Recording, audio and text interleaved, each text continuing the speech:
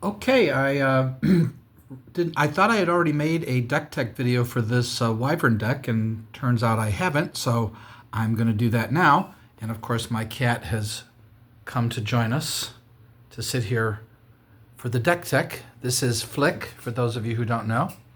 I've been making several L5R videos of my Legends of the Five Rings decks that I had from back in the day when we played that game. So if you're interested in that, you can check out those videos as well. I've also written a couple of D&D novels. I'm going to show you real quickly. I've self-published them on Amazon and narrated them on my YouTube channel. You are more than welcome to go listen to them. They're D&D fantasy stories. It's basically like a D&D campaign.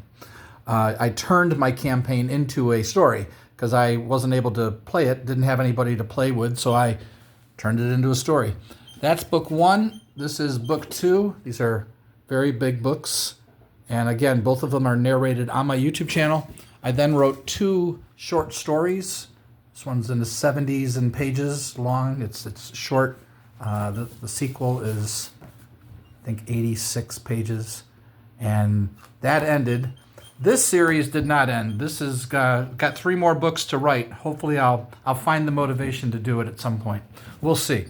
But I hope you check those out. Also, I've got a video on my community post of my father's art. It's like the second post down when we turned his home into an art gallery and got a write-up in the Chicago Tribune. That's where I'm located, in Chicago, and pictures and everything. That's not in the video, but the videos of our opening night of our art show was a very, very successful show. Not rich or anything, but it was nice to sell some art, so that was a lot of fun. Anyway, with this dragon deck, it's basically going to be based on this guy right here. I got to tip the card to avoid that. I think this is pronounced Fu-Tsang-Lung. So I call this deck the Curse of Fu-Tsang-Lung. Okay, so obviously the deck is designed to put negative counters on my opponent's dragons, and if I can get them to below zero, they'll just die. That is not that easy to do, but you can do it. You just have to get them down to -1. So I've designed the deck totally around this card, but I don't need him in the deck to win the game. It is ideal to get him in, but I can compete. This deck is going to basically, don't care if I win the battle or not. If I win the battle, great. I probably won't be able to win many battles. Maybe with this guy I can. Maybe with one other dragon I have a decent shot to win a couple battles. But I'm not concerned about that at all. I'm more concerned about, actually, I don't mind losing the battle. I'm going to keep my guys alive with those annoying cards, Golden Apple and Fountain of Youth, cancel the battle when I need to with Knight, and just be a total pest to my opponent as I continue to weaken his dragons. And if I don't, if I'm unable to do that, things happen. But I will weaken them somewhat for sure. So let me go through the deck. Just 1 second here. Oh, okay. So the way we're going to do this is we're going to fight with dragons that are no big deal, and but they have a nice effect in every case. So here's our scout Tatsu. When he loses a battle, I can put a -1 strength counter on any face-up dragon. Exactly the card you want in this deck. I could have sworn I made a deck tech for this deck. Maybe I made one that's similar, because I know I've got a bunch of dragons that benefit when you lose. That might be more where my confusion is. So then just a cheap Amphitheater, cheap flying scout, and the Fu-Tsang-Lung is the other one that fit in perfectly. If he loses a battle, I get a card. So I'm going to I expect to lose most of the battles I get into. This is probably going to come out. I don't think I need Kane Kwaana. I had Riplet in here, the native terrain dragon, whose native terrain is stream. I took those cards out. So I forgot to take that out. We're going to remove that. We're going to obviously play one Lambton Worm. Green dragon, if he loses a battle, the dragon loses all special abilities. He'll be useful at times, depending on what kind of dragons my opponent has. So might come in handy. Love Ladley Worm. She loses a battle. He's got to discard a card at random. That can be devastating. Excellent dragon, especially if you can keep him alive. And this is obviously very contrary to the deck that I just did a video on not too long ago, where I used no knights, no golden apples, and no fountains of youth. And I think that will be very fun to play, because it won't annoy my opponent so much, because those cards really do annoy the opponent. There's no doubt. But here's Shan, another cheap little one flying dragon. He loses a battle, you get a card. Sui Ryu is just like the scout. You put a -1 strength counter. That's what I want. Anything that puts negative counters or weakens the dragon automatically goes in this deck. Here's another perfect card for this deck, Ethiopian Dream. Loses a battle, -1 strength counter. So I'm just going to keep trying to weaken them. If I can get them to -1, great. And if I just got to get that dragon up to kill him. But I have other things I can do too. Mocha La Bumba Da Bee Biddle Bee. Loses a battle, draw a card. And then, since I'm keeping him alive forever, you have to put Draco in. If you're running Golden Apple, Knight, and Fountains of Youth, Draco's almost an automatic in, because until he dies, you have to keep attacking unless you hit a terrain. Otherwise, you have no choice. You have to keep doing it. So it can really drive my opponent crazy with a dragon like that. Poison Forest, just 4 of these. I've just got 1 here right now. Obviously, this is what I replaced Riplet and Stream with. Just replace it with 4 Poison Forests. This will put a lot of dragons into negatives.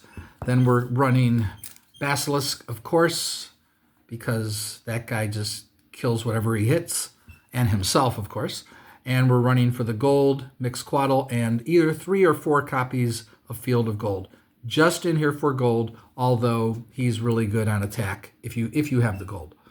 All right, in the treasure hoard, we're going to start here with Banshee. I just put them in alphabetical order. So these are all the battle actions. Banshee, if I lose the battle, they lose a gold and they get no draw phase, so it just hurts them. That's all. It's just another way of hurting them. 4 golden apples, they survive a lost battle. I lose the battle, I get the effect, my dragon doesn't die. It's a really good card in this game. So 3 copies of Graham. I know I have a 4th one somewhere, so that I will normally play 4 copies. The dragon that wins the battle loses 2 strength. This takes effect for the rest of the game. I would just put this on the dragon. I don't know why it doesn't attach to the dragon. It should.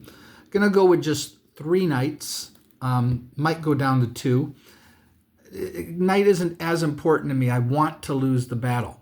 That's the main thing I'm looking for. But somebody like Draco, you might want to use Knight to save him.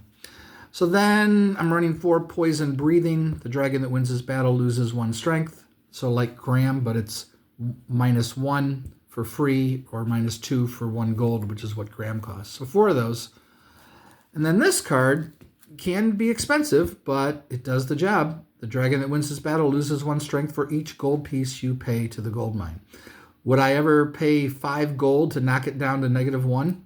Maybe. Depends how much gold I have, which is why the Mixquaddle and Fields of Gold are in this. So just running 2. I might go up to 3. And then, of course, to help me with gold, Sacrifice. So let's drain my opponent of some gold too. So 4 copies of Sacrifice. Really good card regardless. In the basic game, it's a wonderful card. 4 copies of Meteor Shower, because I plan on playing a lot of these cards, and I'm going to be running out of cards. I need to restock with Meteor Shower. Then I'm going to do this to drive my opponent nuts. 2 copies of Reclaimed Treasure, along with my 1 copy of Volcanic Eruption, bringing back my Fountains of Youth, just to annoy the crap out of them. That's really it. I am running 2 other treasures in here for gold, but I might take them out. I'm not really sure. So there's the Volcanic Eruption. All right, so 4 Fountains of Youth for 1 gold. You survive a lost battle. You have to discard the Fountain of Youth, obviously. So 4 of those, and 2 treasure room.